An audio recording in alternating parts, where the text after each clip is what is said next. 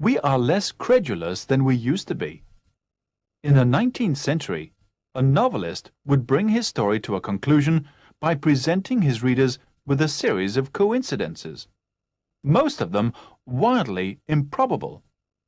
Readers happily accepted the fact that an obscure maidservant was really the hero's mother.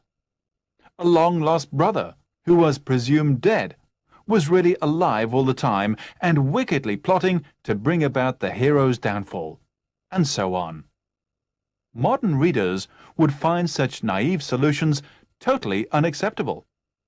Yet, in real life, circumstances do sometimes conspire to bring about coincidences which anyone but a 19th century novelist would find incredible. When I was a boy, my grandfather told me how a German taxi driver, Franz Bussmann, found a brother who was thought to have been killed 20 years before.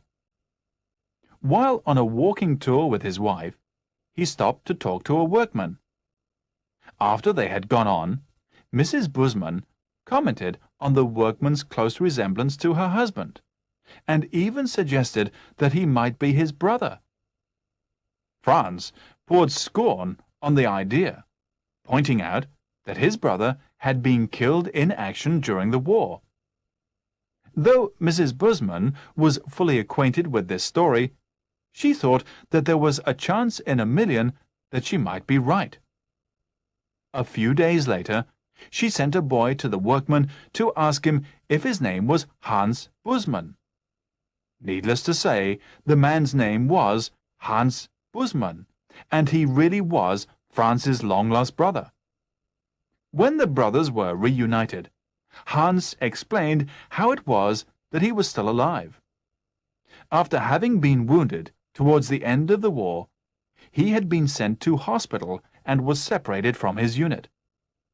The hospital had been bombed, and Hans had made his way back into Western Germany on foot.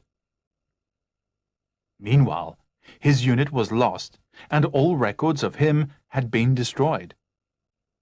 Hans returned to his family home, but the house had been bombed, and no one in the neighborhood knew what had become of the inhabitants. Assuming that his family had been killed during an air raid, Hans settled down in a village 50 miles away, where he had remained ever since.